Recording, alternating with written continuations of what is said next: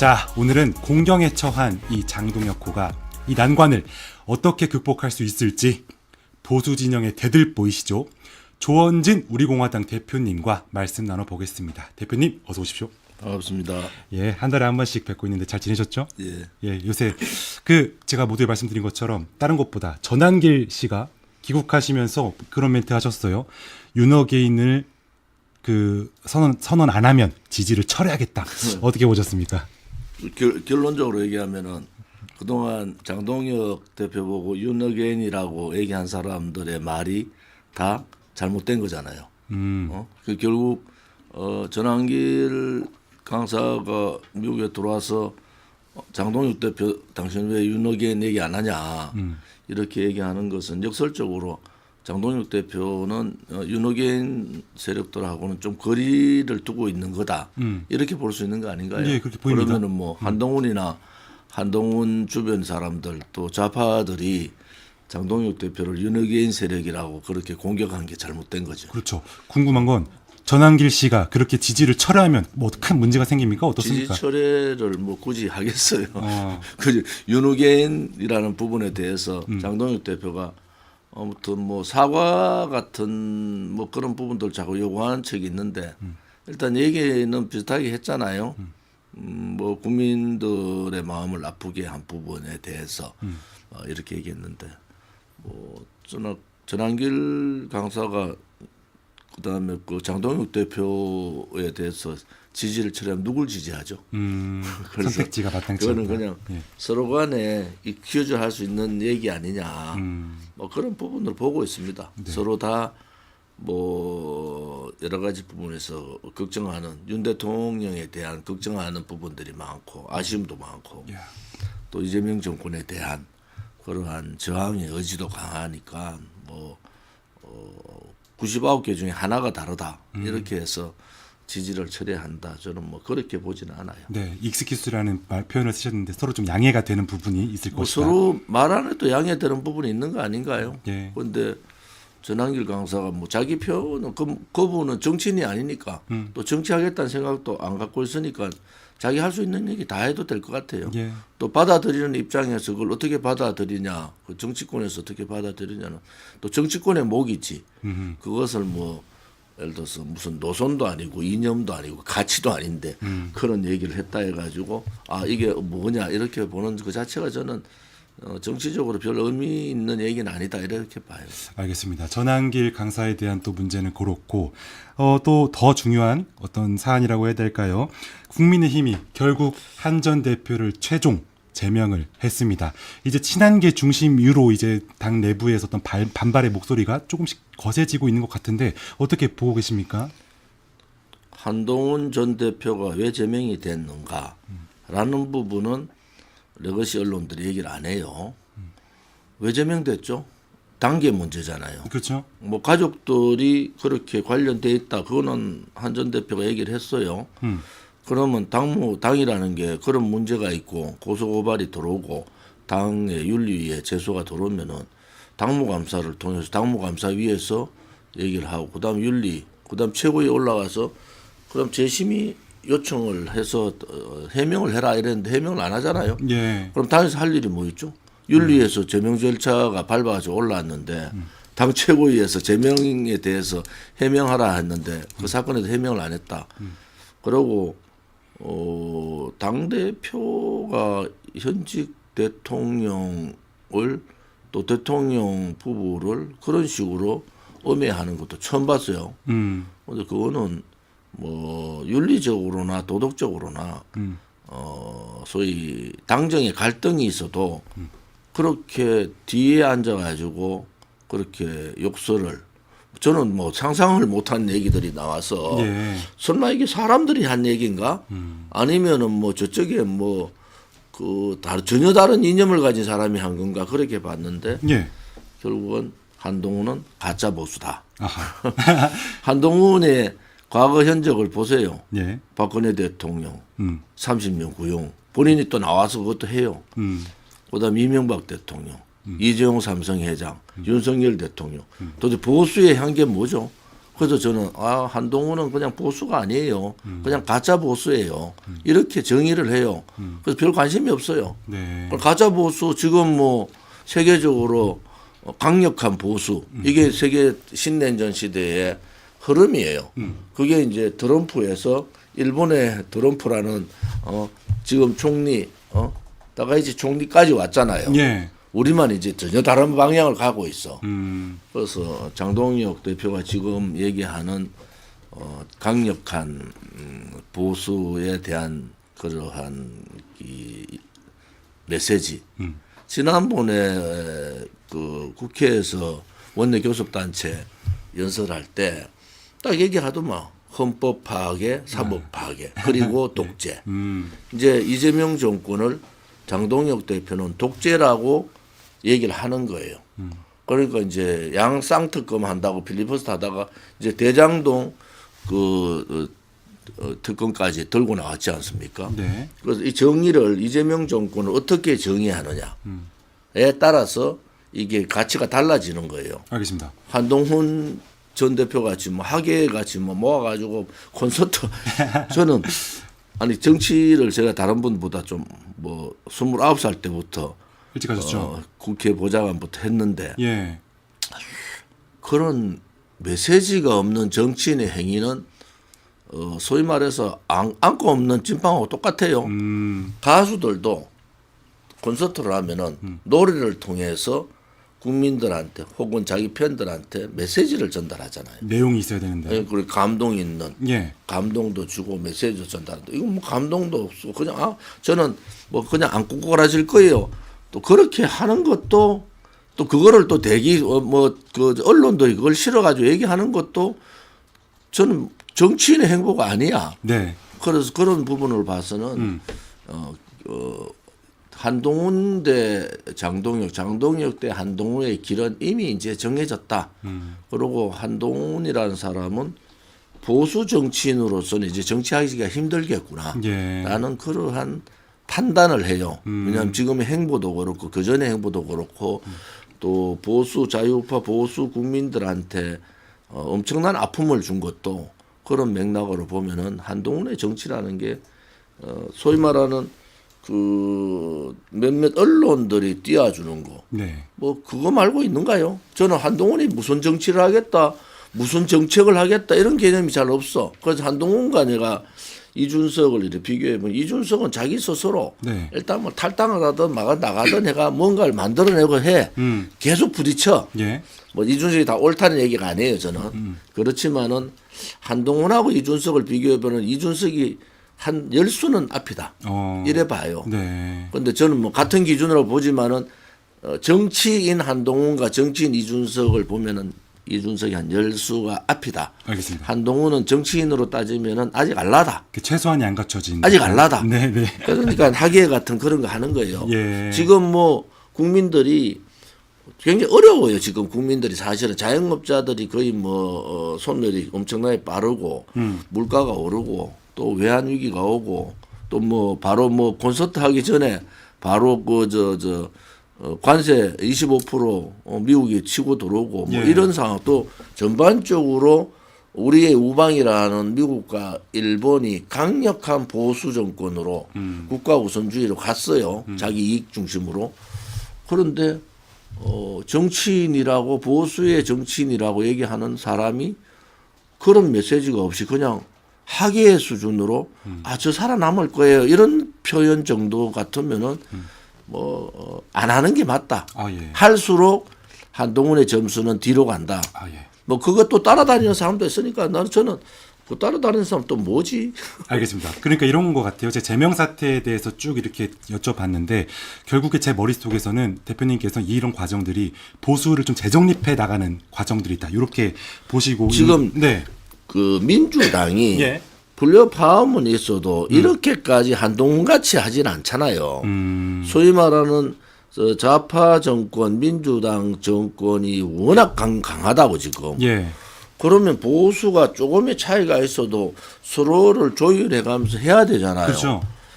그런 강한 민주당의 국민이 바라는 것은 강한 야당이에요.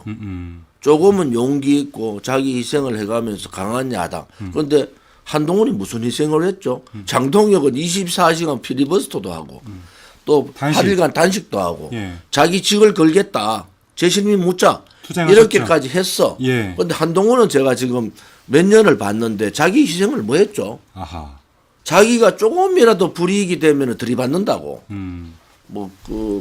법무부 장관 할 때도 마찬가지예요. 알겠습니다. 자기 희생이 아니고 자기 주장만 하는 사람이지 그것을 미래에 대한 대안을 제시하든지 예를 들어서 자기하고 상대되는 좌파하고 싸우더라도 뭐 감정적인 문제가 아니고 논리적으로 또 이 보수의 이념에 맞게 하는 게 맞잖아요. 그래서 그런 부분을 지켜보면서 아 저분은 안 되겠다. 우리가 예를 들어서 배신의 아이콘 이렇게 쭉 뭐 DNA 이래 보면은 김무성 대표. 예. 그럼 김무성은 뭐 저는 아저씨인데 비슷한 분류로 보면은 예. 유승민 그다음에 이준석 한동훈 이 세 사람의 차이가 뭐지?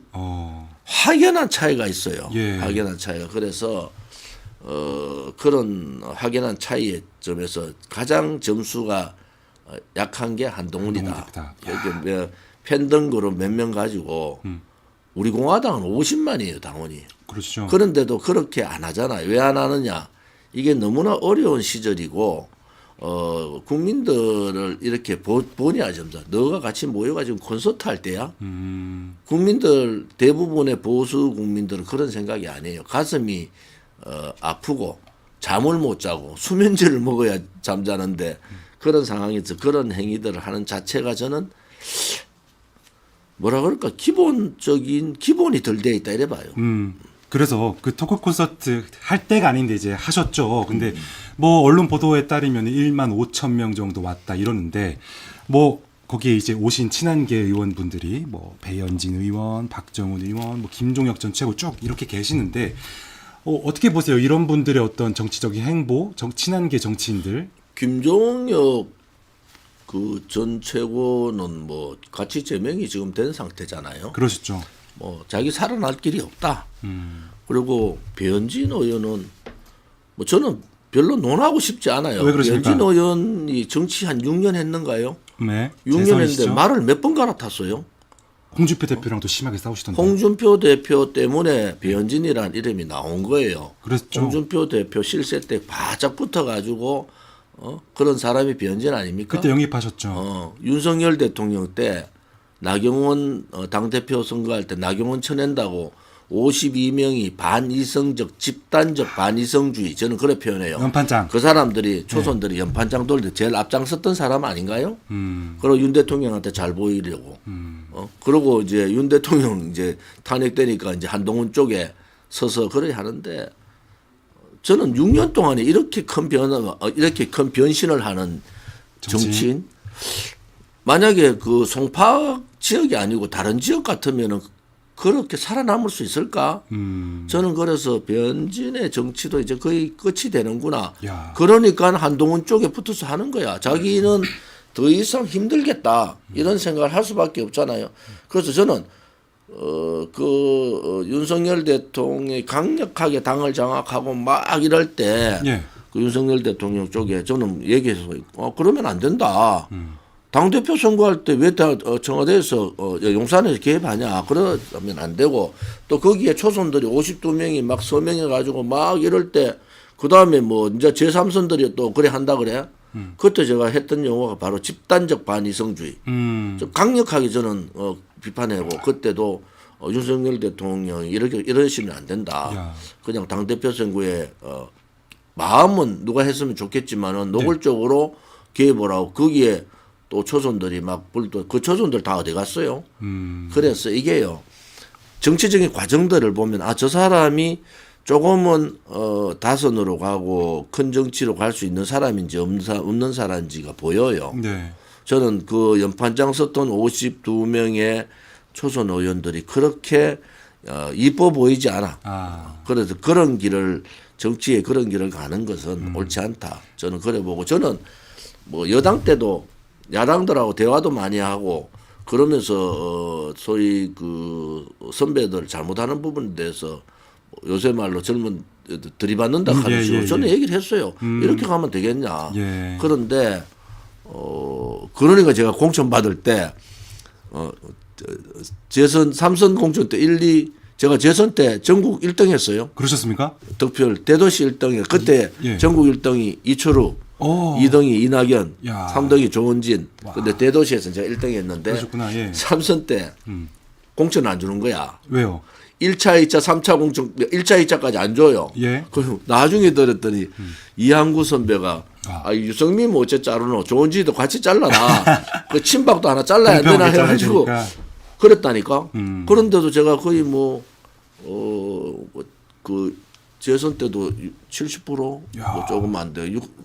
3선 그렇게 이제 힘들게 공천 받았는데도 겨우 살아났어요. 그러셨구나. 대구에서 뭐 친박이라고 막 하면 조원진이가 제일 아니냐 이랬는데도 1, 2차 공천에서 안 주고 3차에서 겨우 살아났는데 그렇게 그 말씀 이제 당에 충성하면 그래도 보답이 있다 이런 말씀이신 거잖아요. 아니 미움이 바뀌었지. 저 그 말은 당시 때? 뭐 예. 아무튼 뭐 예, 예. 지 할 말 다 하고 뭐 잘못된 거 뭐 선배도 치받고 뭐 예. 이래 하니까 아무튼 그 유승민 공천 안 주고 그럴 때 그러면 유승민 혼자 대구에서 웃잖아. 조원지 제일 친박 중에 친박이란 조원지도 자르자. 그렇죠. 이렇게 하고 있었다니까. 정치가 그런 거야. 네. 그런데도 저는 그렇게 비판 안 해요. 그렇게 비판을 안 하는 이유는 그것 또한 내가 뛰어넘어야 될 과정이다 이래 보는 거야. 그런데 요즘에 뭐 한동훈 쫓아다니는 그런 사람들 보면은 그런 힘든 과정을 겪나? 제가 탈당할 때 예. 당서열 제가 3위야. 수석 최고위원. 그렇죠. 그런데도 혼자 탈당했잖아요. 저는 이번에 한동훈 사태를 보면서 저렇게 뭐 한동훈을 따라다니면서 저러면 한동훈이 제명되면은 나는 한 16명 그 중에서 한 서너 명은 탈당하겠다. 탈당하면서 한동훈 보고 우리 당을 만들자든지 이렇게 해야 하는 게 그게 좀 정정당당한 거 아닌가요? 그렇죠. 한 명도 없어. 제가 그래서 한 명도 없을 거다.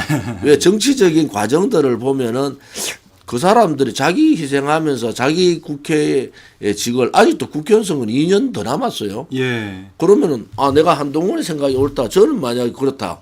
그럼 한동훈이 자기가 옳게 생각하는 한동훈 전 대표가 제명까지 당하고 자기들에 대해서 압박도 온다. 그럼 전 바로 탈당해요. 그 한동훈 대표 보고 당신 이제 그렇게 정치하려면은 신당 만들자. 내가 탈당할 테니까. 내가 따르겠다. 그래 해야 된다. 한 명도 없어. 그리고 뭐 장동혁 대표가 나보고 사퇴하라 하는데 그래 사퇴하라는 사람들은 좋아 그래 말할 수 있어. 그러면 당신도 정치적인 책임을 져야 될 거 아니냐. 예. 그래서 내가 그러면 신임을 뭐 전당원 투표할 때 당신도 걸어라. 한 명도 거는 사람 없어. 그래서 정치는 그래 하는 거 아닙니다. 자기가 소신이 있고 자기가 생각이 있으면 자기 소신과 생각에 맞게 행동도 해야 되는데 이게 보수 정치가 무너지기 시작하는 게 제가 얘기하는 껍데기, 예. 용기 없는 기득권 보수들이 너무 오래 진을 치고 있어요. 너무 오래 진을 치고 있는 거야. 그래서 이게 바뀌지 않으면은 보수 정치가 다시 뭉쳐서 하는데 되게 어려움이 있겠다. 네. 그런데 뭐 저는 지방선거도 국민의힘이 선전하겠다. 그런 생각이 좀 들어요. 그렇습니까? 지방선거 얘기 이제 차차 또 해보고요. 방금 또 배현진 의원을 대표로가 되는 좀 뭐랄까 친한계 정치인에 대한 평가를 이렇게 길게 말씀 주셨는데, 그는 예, 배현진 의원이나 박정훈 의원이 송파 아니고 다른 데 가서 당선될 수 있어요. 당의 혜택을 본 사람들 아닙니까? 네, 네, 네. 그리고 뭐 한동훈을 그래 좋아하면은 정치를 한동훈하고 같이 하겠다 이런 용기가 있어야 되나. 그런 용기가 없는 거야. 그래서 저는 뭐 그냥 찻잔 안에 태풍이다. 네. 그 정도다. 알겠습니다. 뭐 이래 보는 거예요.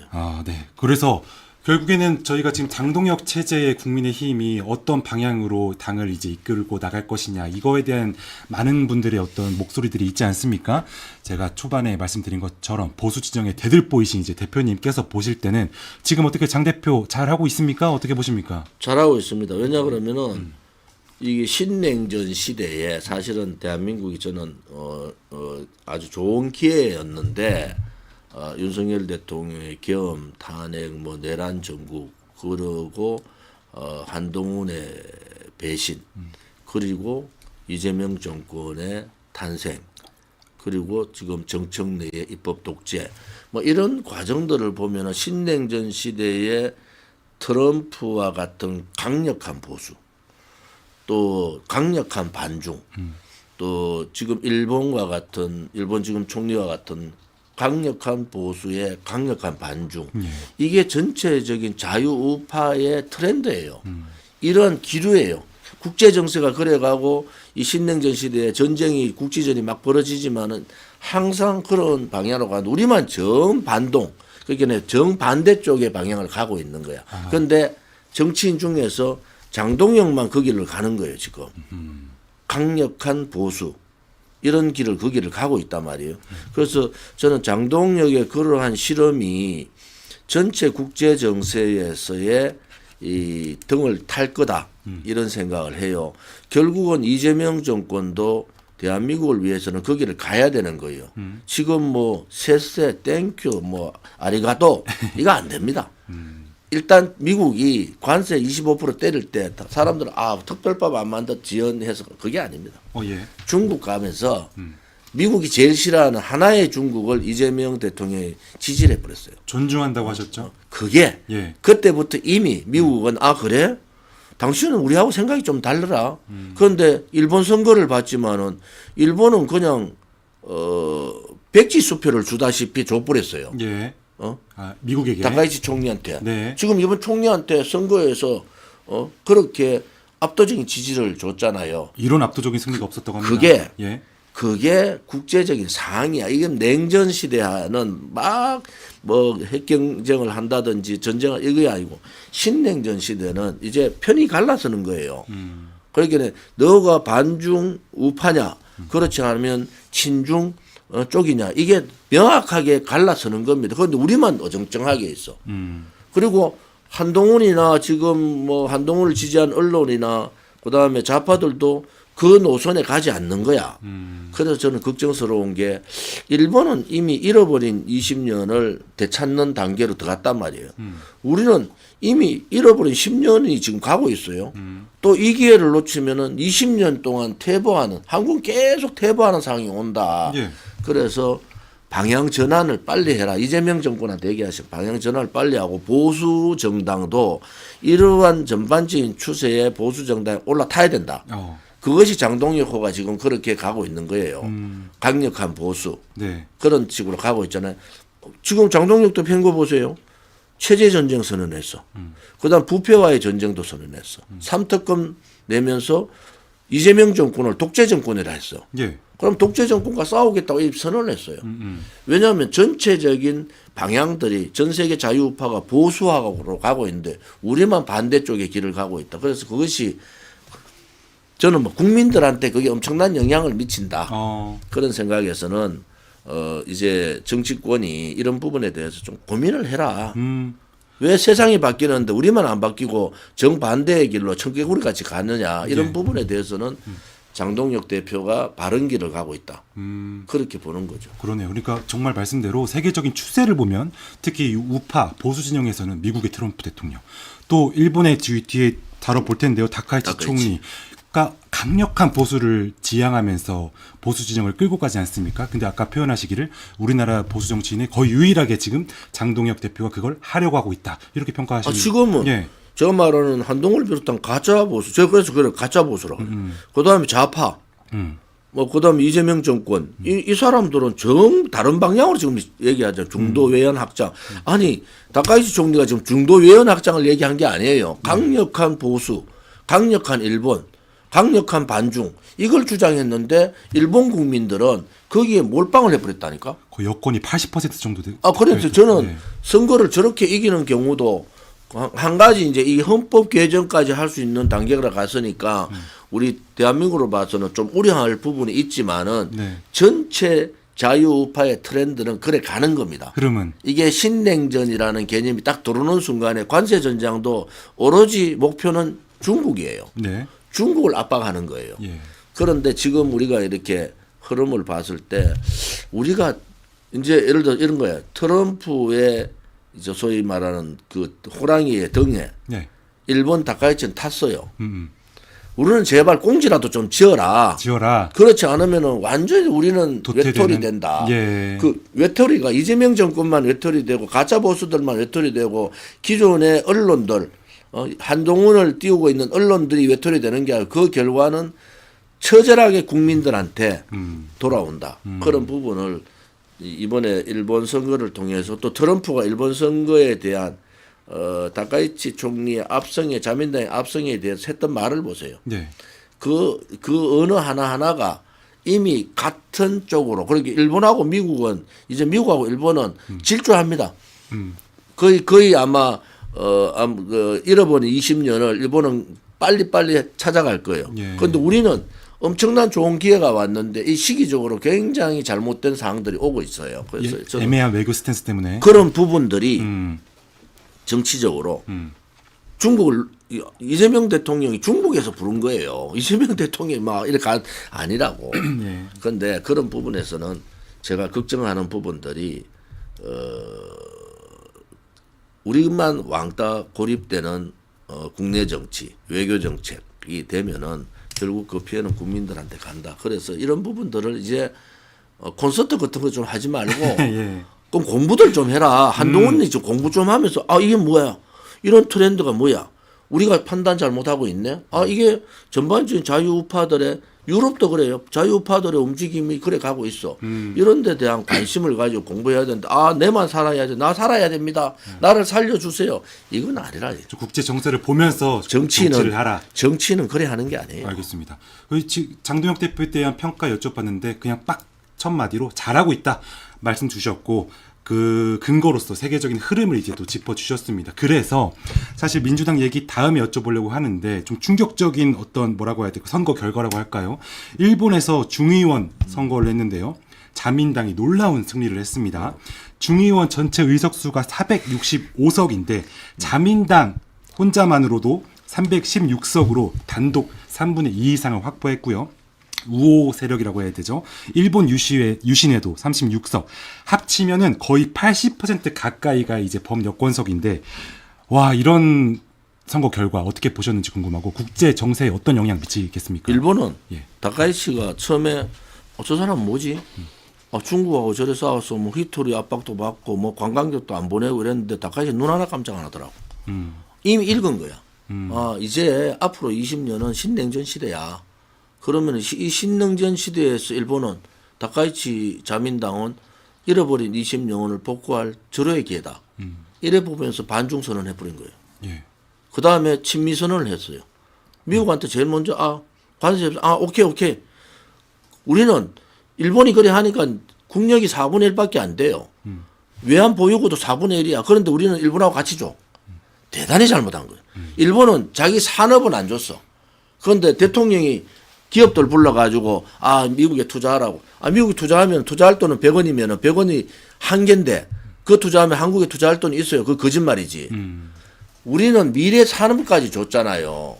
이 잘못된 관세 협상인데 뭐 이것도 경제신문 아이가. 예, 맞습니다. 아니 이거에 대해서 분석이 관세 협상에 대한 분석이 있었나 이런 거야. 일본보다 훨씬 불리한 협상 결과였다. 불리하고 예. 이게 팩트 시트도 없고 팩트 시트도 어설프고 공동선언문도 없고 그다음에 협정문도 없어요. 800조를 주는데 국회에서 비준을 안 하면 어떻게 해요? 그냥 특별법으로 통과해. 특별법 하면 내 국민의힘 국회의원들이 물어봐. 너그 팩트 시트 실질적인 안에 내용 아니 모른대. 왜 모르냐? 안 주니까 모른대. 이런 나라가 어디 있어요? 나라가 800조를 국민의 세금을 800조를 주는 상황인데 조약에 준하는 어떤 내용이죠. 비준을 해야죠. 엄청난 일인데 예. 그런 비준을 안 한다? 그리고 방위비 분담금은 또 5배 올려. 야, 그래서 저는 이거를 잘했다 그래. 그리고 그 많은 경제신문들이 이거 관세협상에 대해 분석도 하나도 안 해. 죄송합니다. 아주 경제는 뭐 예, 어느 정도 분석은 하죠. 하는 것 같은데. 근데 이게 상대 평가가 돼야 된다는 말씀이죠. 예. 그걸 보면서 언론 방송이 아무리 장악됐다 하더라도 그렇게 가면 되느냐. 관세 협상에 대해서 국민들 다 잘한 줄 알아. 근데 25% 돌리니까 이건 뭐야? 그런데도 또 조용해. 저는 예. 그것은 국익을 위해서도 좋지 않고 이재명 정권을 위해서도 좋지 않고 국민을 위해서도 좋지 않아요. 왜? 미국에 따질 건 따지고 국민들이 알아야 될 거. 근데 이번에 보니까 뭐 감자를 완전히 개방했대. 그럼 지금 감자 농사 짓는 사람이 대한민국에 얼마나 많은지 아세요? 도대체 어떻게 되는 거야? 이제부터 감자 농사 짓는 사람이 내년에 감자 씨를 뿌려야 되냐 말아야 되냐 이 고민 원래 감자 씨를 뿌려야 되냐 말아야 되냐 그 고민을 하고 있다니까. 이게 나라가 아니에요. 이런 식으로 그냥 정부가 이재명 정권이 얘기하는 대로 받아서기 하는 언론 그게 언론입니까? 그러네요. 그래서 예. 저는 이런 부분까지 총괄해서 우리가 좀 고민을 해보자 그런 입장이에요. 그렇죠. 관세 협상에 대해서 정말 혹독하게 비평해 주셨고 그래서 결국 일본 지금 다카이치 총리에 대한 어떤 저희가 저는 네. 일본의 행보를 예의 좀 주시하자. 예. 결국은 우리가 먹을 목도 소위 말하는 일본하고 같이 나눠 먹어야 될 목이 되게 많아요. 예. 근데 일본 혼자 저렇게 미국하고 손잡고 막 나가면은 우리는 눈치 봐. 아, 세세도 봐야 되고 땡큐도 봐야 되고 그러니까 중립 외교한대, 실용 외교한대. 신냉전에 실용 외교가 어디 있습니까? 지금 다 망하게 생겼는데 안 먹힌다 그런 거는. 안 막히죠. 그 판단이 소위 말하는 잘못된 진단을 하니까 대책도 잘못 나오는 거야. 진단은 지금은 실용 외교가 할 때가 아니다 말이에요. 네. 그러면은 잘못된 진단, 지금 우리 실용 얘기해야 돼. 세세도 하고 땡큐도 하고 아리가도. 그게 내 말이 아니에요. 이재명 대통령 말이잖아요. 예. 그러면 그래 했을 때, 아니, 실용 외교의 단계는 이미 신냉전 선언하는 순간에 공급망도 그렇고 여러 가지 상황에서 무너진 거잖아요. 예. 그러면 빨리 말을 갈아타라. 그것이 국민을 위한 거다. 그런데 일본은 이미 다카이치하고 트럼프하고 손 딱 잡고 표정도 달라. 미국이 벌써 다카이치가 압승하니까 미국의 트럼프가 딱 그 가치가 승리할 수 있는 단계로 정책도 그렇게 가라. 이런 식으로 얘기한다고. 우리는 가만히 앉아 박수만 쳐줘. 지금 박수 칠 때가 아니다. 우리가 외교적으로 경제적으로 또 국내적으로 판을 바꿔야 된다. 이재명 정부가 이 판을 못 읽고 못 바꾸면은 그 피해는 일본과의 격차는 더더욱 벌어지고 우리가 먹을 수 있는 목도 일본이 다 먹어간다. 네. 그러면은 중국이 우리를 보여주고 천만에.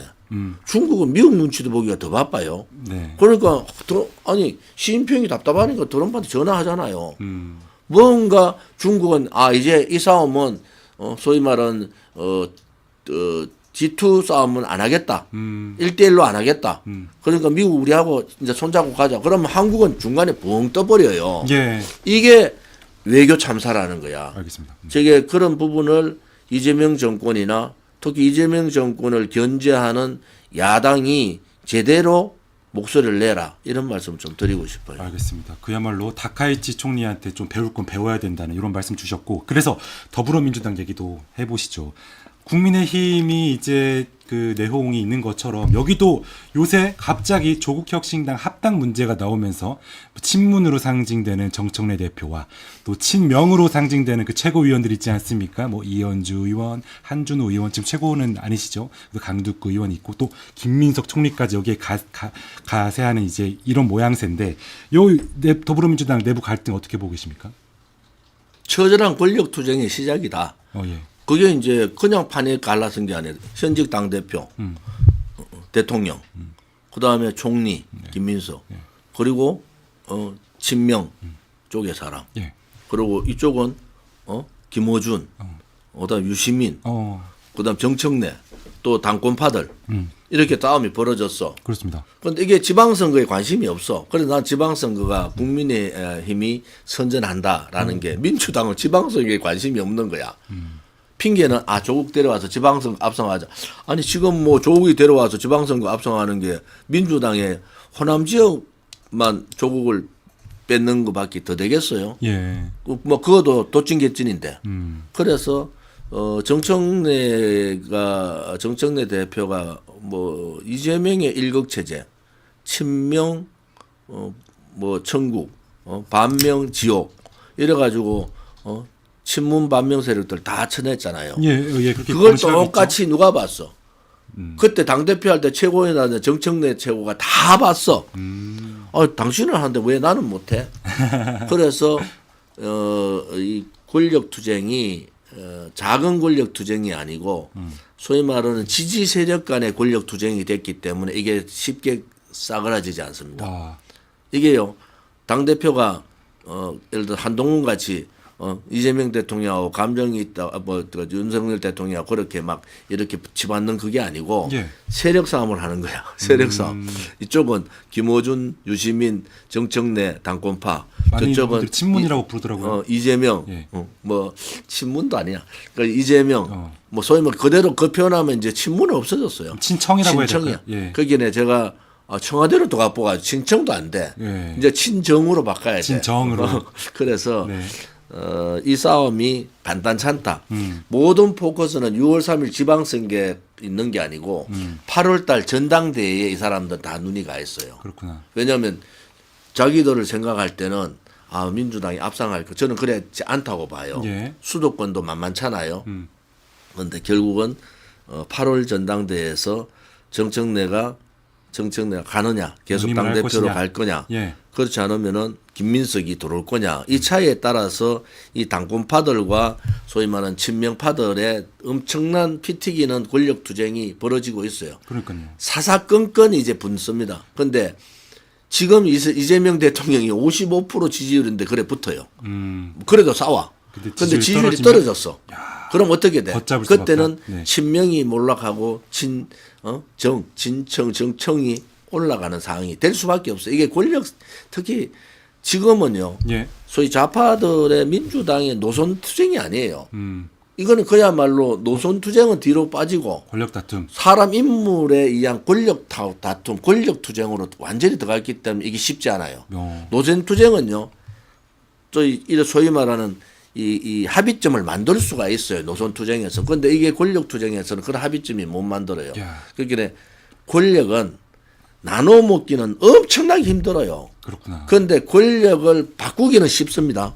그러면 정청래의 길은 권력을 안 나눠준다니까 권력 안 받아도 좋아. 그런데 그러면 권력 헤게모니를 바꾸겠다.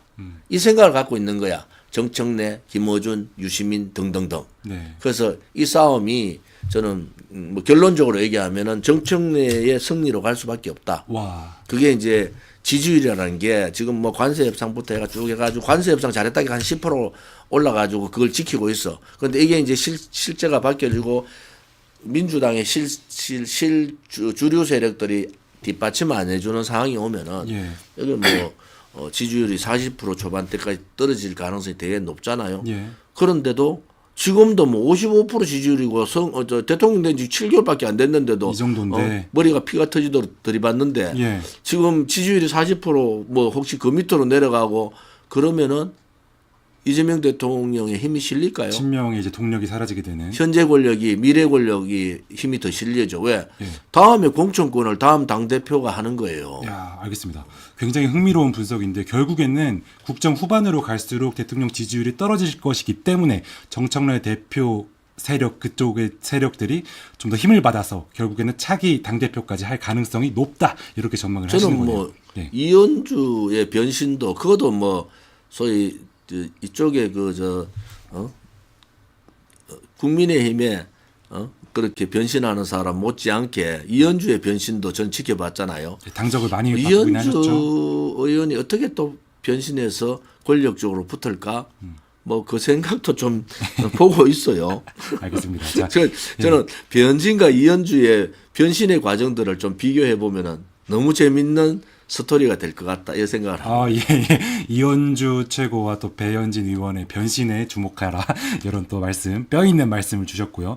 근데 이제 구체적인 사안들에 대해서 얘기를 해보면 뭐 1인 1표제도 있고 뭐 최근에 주말 사이에는 그 2차 종합특검인가요? 거기 특검부 임명하는 문제로 그 이재명 대통령의 그 반대 쪽이었죠. 김성태 회장을 변호했던 분을 특검보로 임명한다고 하려고 했다가 이제 당 내부에서 반발이 엄청 세게 일고 정청래 대표가 거듭 죄송하다고 대통령 심려를 끼쳐드려서 죄송하다고 이런 상황입니다. 이 특검보 사안은 어떻게 보셨어요?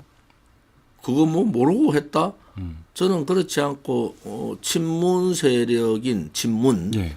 이성윤 최고위원 예. 뭐 그 검찰을 지금 거의 총괄하다시피 하고 있잖아요. 이성윤의 사단이 예. 거기서 추천했어요. 근데 그 사람이 쌍방울 김성태 변호인이다. 야, 그거는 그냥 대놓고 들이받았잖아요. 그렇게 보이죠. 김성태 대변인은 이재명 현재 대통령하고는 엄청난 각을 썼던 사람들 아닙니까? 앙숙이죠. 그런데 그걸 했다. 그러고 이제 했는데 뭐 한 가지 정청래 대표는 몰랐던 것 같아. 그게 이성윤이 추천하니까 정청래 대표는 그냥 받았을 가능성이 높아요. 그러니까 이제 뭐 자기의 소위 말하는 권력 싸움의 비화가 될 수밖에 없고 청와대로 봐서 이재명 정권으로 봐서는 이게 도저히 이제 참을 수 없는 그러한 수치를 당한 거잖아요. 돌 넘었죠. 그런데 예. 그런 상황이니까 정청래 대표가 누를 끼쳐 미안하다 죄송하다 이런 식으로 할 수밖에 없다. 그런데 잠시다. 뭐 그 특검보 한 사람 우리 누구 하면 그 사람이 어디 특검 어디 변호사 했다는 대부분 알잖아요. 예. 그거를 만약에 안 했다. 그는 인사 시스템에 문제가 있고 인사 시스템의 문제보다는 강력한 반면 기류가 민주당에 대단히 강하게 흐르고 있다. 야. 이렇게 볼 수 있습니다. 단순한 실수로 보기는 어렵다. 그런 어떤 정서 흐름들이 보이는 어떤 그럼 뭐 사건이었고. 정청래 대표 생각으로 봐서 저는 막 그냥 실수다. 뭐 이렇게 보고 싶어요. 저희 민주당도 서로 좀 부딪히고 좀 싸우는 모양이 좀 있는 게 좋을 것 같은데. 예, 정청래 대표는 몰랐을 수 있겠으나 그 밑에 흐르는 어떤 기류 이런 것들은 분명히 있다 이렇게 보셨고요. 유시민 작가도 최근에 아주 여기에 참전을 하셨습니다. 그 김어준 씨 방송에 나와서 요새 합당 좀 거칠게 반대하고 있는 이현주 최고, 한준호 의원, 강두구 의원들 저격하고 대표적으로 김민석 총리한테 실명을 직접 거론하시면서 막 울지 말고 이해찬 회고록 이거를 읽어라 여기에 답이 있다 이렇게까지 하는데 유시민 작가는 정치인은 아니지 않습니까? 유 작가의 의도는 뭐라고 보십니까?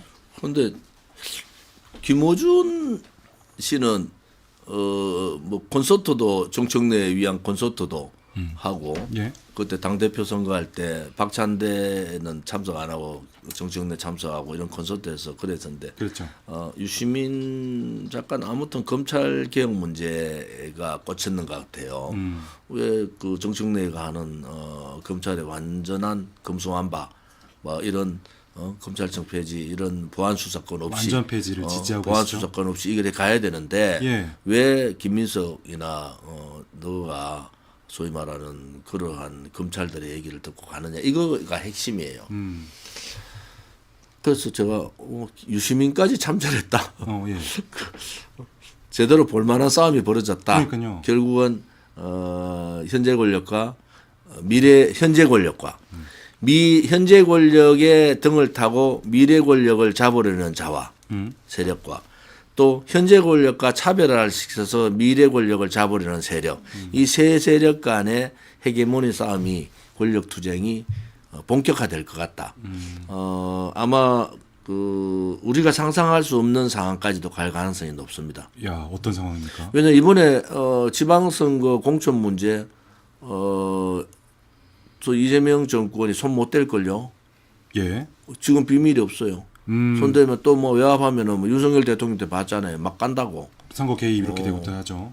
그다음에 다음 이제 당 대표가 정청래 사단으로 가면은 그다음에 국회의원 공천 용산이 지금 청와대가 힘 하나도 못 씁니다. 그렇겠죠. 그럼 권력은 자동적으로 넘어가요. 근데 지지율이 버텨주니까 지금 말을 하지 지지율까지 떨어졌다.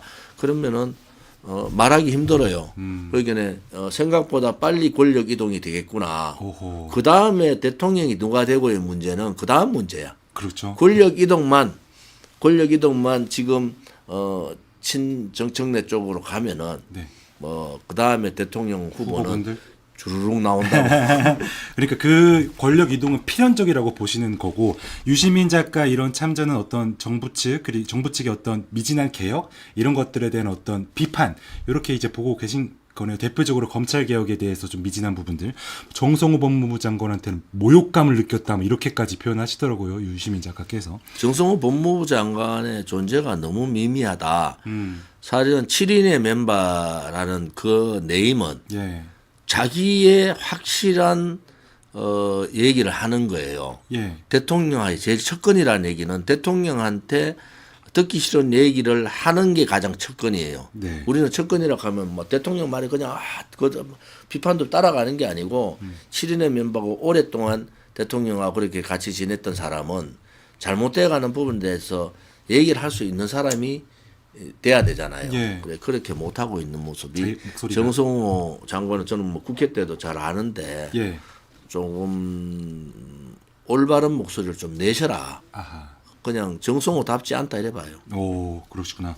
야, 또 성품이 또 온화하시고 그러셔서 또 그러신 것 같기도 하고. 아무튼간에 민주당이 요새 그렇고요. 그래서 차기 당권에 대해서 전망을 여쭤봤는데 이 말씀 주신 것 같아요. 형제까지는 정청래 vs 김민석인데 정청래 우위다 이렇게 보고 계시는 것 같습니다. 이게 정청래 혼자가 아니고 예. 소위 말하는 김어준을 등에업고 유시민을 등에업다. 이 파괴력을 소위 김민석이 깰 수 있는가? 저는 뭐 그렇지 않다고 봐요. 알겠습니다. 이제 마지막 남은 시간은 지방선거 얘기 조금 해보시죠. 요새 뭐 가장 뜨거운 서울 먼저 말씀 나눠볼까요? 여권에서는요. 정원호 성동구청장과 박주민 의원 여기가 약간 2파전 양상이고요. 야권이 저는 좀 더 궁금한데요. 오세훈 시장과 나경원 의원이 아마 이제 대결하실 것 같은데 어떻게 전망하십니까? 정현호 부천장은 제가 잘 모르고요. 예. 박주문 의원은 옆에다 뭐 주릉주릉 달고 나왔던 분 아닌가? 예. 그래서 저는 저 모양이 참 꼴사납다. 이래봤는데 요즘은 안 달더라고. 예. 요즘은 안 달고 나오는데 뭐 그쪽 민주당의 후보에 대해서는 제가 별로 관심이 없어요. 알겠습니다. 그런데 왜 관심이 없냐? 어차피 집니다. 이번 서울시장은 오세훈이 안 나와도 이겨요. 국민의힘이 저는 그렇게 딱 판단합니다. 오, 예, 예. 그래서 오세훈이 지금 뭐 경선을 해야 될 사람이 오늘 보니까 국민의힘이 경선 룰은 이제 오세훈이 원하는 대로 5대5. 당심 민심 5대5로 했더라고. 예. 그래도 오세훈이 될 확률이 저는 적다. 경선에서 이래서 오세훈의 탈출을 모색하고 있는 모양이 지금 장동혁 대표하고 각을 세우는 모양이 되게 보인다. 그런데 뭐 당심 민심에도 오세훈이 이길 수 없을 거야. 오호. 저는 그래 보고 오세훈으로는 정원호를 저는 정원호가 될 것 같아. 정원호로 이기기 안 힘들겠느냐 이렇게 봐요. 예. 왜냐하면은 4번 시장을 하고 이번에 연달아 4년을 시장을 했어. 그런데 구청장한테 지고 있다. 그건 출마하면 안 돼요.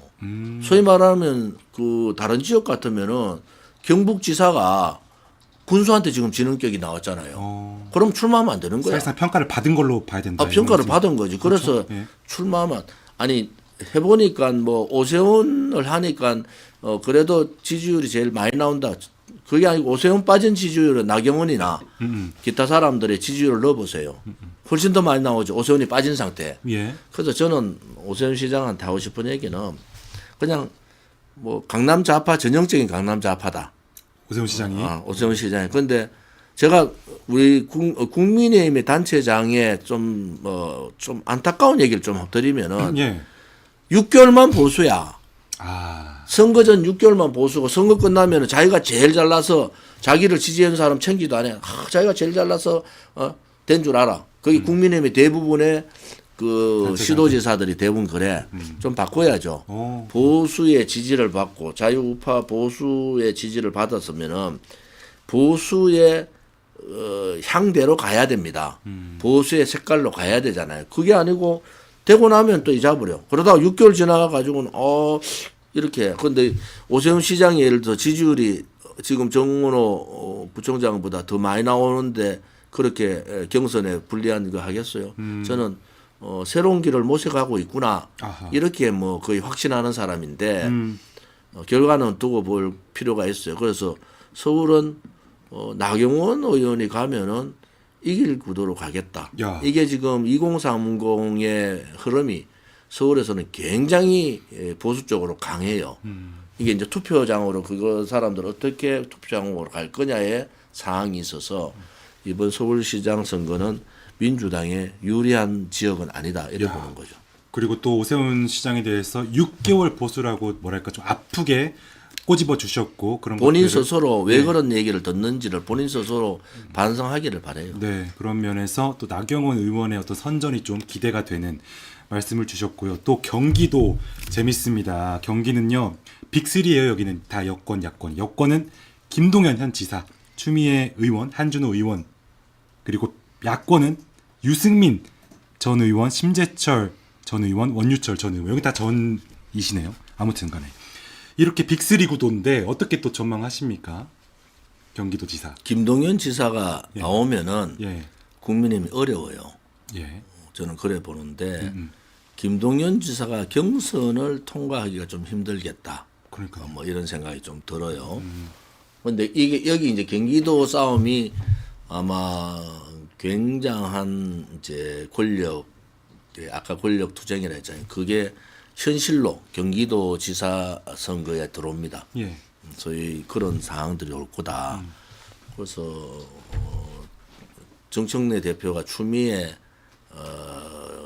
지금 법사위원장을 예. 누나로 잘 챙길 거냐, 그렇지 않으면은 확실한 승리의 카드로 갈 거냐, 그거는 고민을 해야 된다. 그런데 경기도 선거는 국민의힘이 굉장히 어려운 선거지만은 네. 서울보단 국민의힘도 길이 있다. 있다. 저는 뭐 인물 선택을 잘하면은 네. 추미애가 나온다는 한 상황으로 봤을 때는 이길 수도 있겠다. 오. 그래서 어떤 분이 나오면 좀 왜냐면, 가능성이 있습니까? 추미애 의원에 대한 호불호가 확실하고 중도층이 추미애 의원을 그렇게 좋아하지 않거든요. 예. 중도를 껴안을 수 있는 사람이 누군가, 그런 부분에 대해서는 제가 이 경기도는 뭐 저와 가까운 분도 있고 저 아주 뭐 사이가 안 좋은 분도 있어서 예. 경기도 얘기는 저는 안 하려고 그래요. 그러시구나. 그거는 장동혁 대표의 목이 아닌가. 장동혁 대표가 경기도는 전략공천을 하는 게 옳겠다. 야. 저는 그래 봐요. 말씀은 안 하셨지만 제가 뭔가 느껴졌습니다. 승리를 하기 위해서 승리를 경기도는 장동혁 대표가 전략공천으로 가서 경기도 공천은 뭐 자기한테 좀 맡겨달라. 예. 뭐 그렇게 할 만해요. 그래서 저는 비나이다. 경기도 민주당 후보 추미애 나오기로 비나이다. 그거 하고 있어. 일단 전제 조건이 추미애 위원장이 나온다라는 전제 조건에서. 뭐 김동연 지사가 나오면 별 의미가 없을 것 같아요. 근데 유력하지 않나요? 지금 김동연 지사는 그때 대선 때 이재명 대통령이랑 그때 거기 경쟁하면서 친명 이제 지지자분들한테 욕 엄청 먹으셨고, 한준호 의원은 최근에 유시민 작가랑 이제 또 대립각을 세우면서 김어준 씨 그쪽 세력한테 또 욕 먹고 있고, 그래서 자연스럽게 추미애 의원이 좀 유력한 거 아닌가? 제가 지금 방금 말씀드린 예. 이 경기도 지사 후보가 예. 권력 투쟁의 축소판이다. 그래서 제가 얘기를 했잖아요. 추미애 누나를 그대로 챙길 거냐, 그렇지 않으면은 확실한 승리 케이스로 갈 거냐, 야. 또 이제 청와대 이재명 청와대 쪽은 어떤 상황으로 갈 거냐. 야. 이게 경기도지사가 예를 들어서 뭐 이제 이재명이라는 사람 대통령이 돼버렸어. 예. 김동연 지사의 의미가 없어요. 그런데 추미애가 들어가면은 이게 소위 말 추미애하고 정청래하고 손을 잡고 협공을 하기 시작하면은 머리 아프잖아요. 예. 그런 이번에 권력 투쟁의 축소판이 여기인데, 그러네. 이 판단을 어떻게 해 나갈 거냐라는 부분을 우리가 지켜볼 필요가 있어요. 왜냐하면 여기에 경선에 따라서 굉장히 권력 투쟁의 이 크기가 달라져요. 크기가 네. 권력 투쟁의 크기가 좀 달라진다. 그러네요. 그렇게 보고 있습니다. 그야말로 되게 상징적인 지금 지역구고, 그 노골적인 어떤 3파전 권력의 어떤 투쟁이 축소판 딱 여기 경기도에서 노골적으로 드러나고 있는 것 같습니다.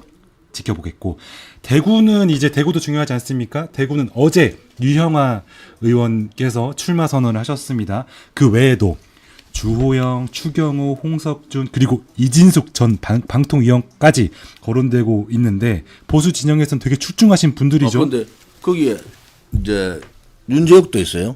예. 거기 윤재옥은 원내대표까지 했잖아요. 그렇죠. 그 국회 부의장 주호영. 그렇죠. 그다음에 원내대표 이번에 기소대가 있나? 추경호. 예. 그다음에 홍석준 전 의원 말고 현직 의원이 벌써 최은석, 예. 유영아, 예. 현직 의원이 5명이야. 그렇죠. 그래서 제가 좀 말씀드리고 싶은 것은, 예. 그런데 대구 시민들은 당신들 싫어한다니까. 현직 의원 5명 대구 시민들이 그렇게 좋아하면은 지지율에서 그래도 현직 국회의원으로서 한다. 그러면은 뭐 최소한도 30% 나와야 돼. 그 30% 안 나와. 전부 다 10%야. 야.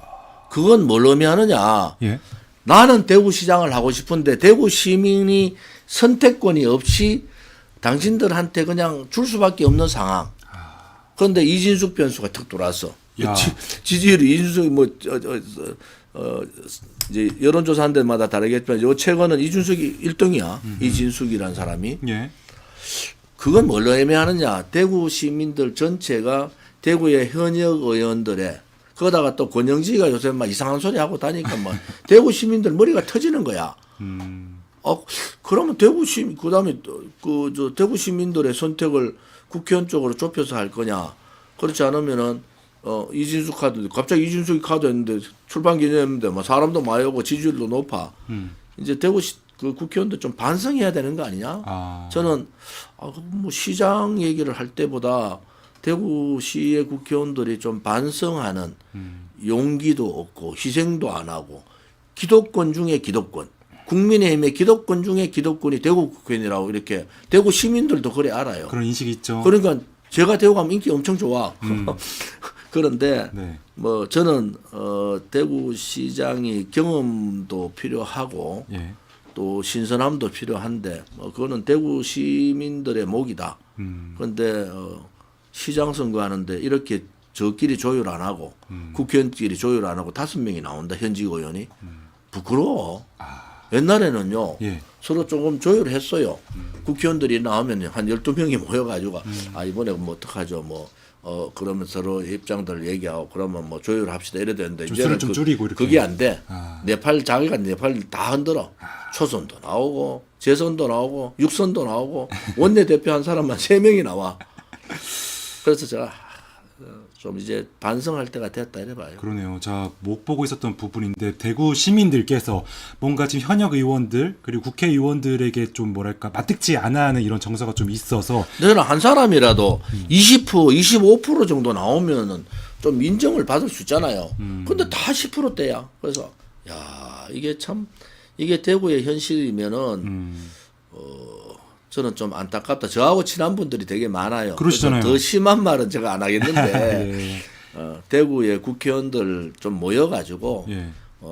대구에서 국회의원을 오래 했으면은 대구를 사랑해야 되고 예. 사랑하는 마음이 있다고 봐요. 그렇죠. 그래서 모여서 좀 이렇게 정리를 좀 할 필요가 있다. 그렇죠. 이래 봅니다. 너무 좀 후보가 난립하는 현직 모양새가. 의원이 예. 대구 국회의원 몇 명인 줄 아세요? 12명. 예. 12명 중에 5명이 지금 출마 선언을 했어. 그러니까. 이야, 참 기가 막힌 현실이라. 그러니까 좀 진짜 좀 되짚어 봐야 될 것들이 있는 것 같고. 근데 말씀 쭉 들었다 보니까 만약에 대표님께서 지금 만약에 합당을 한다고 하면 가정했을 때 경선하면은 솔직히 경쟁력이 있으시지 않으십니까? 어떠십니까? 뭐 저는 국민의힘 들어가면은 뭐 경쟁력이 가장 높을 거예요. 그러니까요. 그런데 대구시장에 별로 관심 없습니다. 왜 그러십니까? 대구에서 3번 국회의원. 그런데 예. 뭐 저는 국회에서 할 일이 지금 이재명 이 정권, 저는 독재 정권이라 보는데 왜냐하면 입법, 사법, 행정을 다 장악했잖아요. 예. 방송통신까지 장악했다고. 그렇게 보시는 거죠. 언론. 예. 그다음에 이제 지방 권력. 그러면 독재라는 건요. 자기가 하기 싫어도 이 권력이 한쪽으로 집중되면 그래 가요. 견제가 없는 권력은 그렇게 갑니다. 네. 그래서 지방선거는 이재명 정권의 하나의 견제 세력으로 저는 좀 남겨주기를 정말 바래요. 예. 그런데 대구 제가 해야 될 일은 대구시장보다는 국회 쪽에서 해야 될 일이 더 많지 않을까. 네. 저는 개인적으로 그래 생각하고. 그럼 말 나온 김에 이번에 보궐이나 출마 계획은 따로 없으십니까? 일단 뭐 합당이나 연대 뭐 이런 구도를 저는 얘기 안 하는데 뭐 누구는 뭐 제가 장동혁 대표 만나서 지역구까지 뭐 받았다 이렇게 하는데 다 거짓말이고. 예. 저는 뭐 일단 그런 뜻은 뭐 공개적으로 말을 전달을 많이 했기 때문에 네. 이제 국민의힘에서 이제 결정을 해야 될 상황 아니냐. 그러니까요. 저렇게 보고 있습니다. 네, 이제 지방선거가 6월 달이니까 지금 2월 10일이거든요. 몇 달 남지 않아서 합당을 하려면 뭐 조국혁신당도 조국혁신당인데 우리공화당도 국민의힘과 너무 이게 합당이 딜레이 된다. 그러니까 그 문제는 뭐 저는 좀 긍정적으로는 보고 있는데 예. 뭐 그런 상황들이 또 대구시장보다 국회를 가야지 이 방송도 자주 계속 나올 거 아니에요. 그럼요.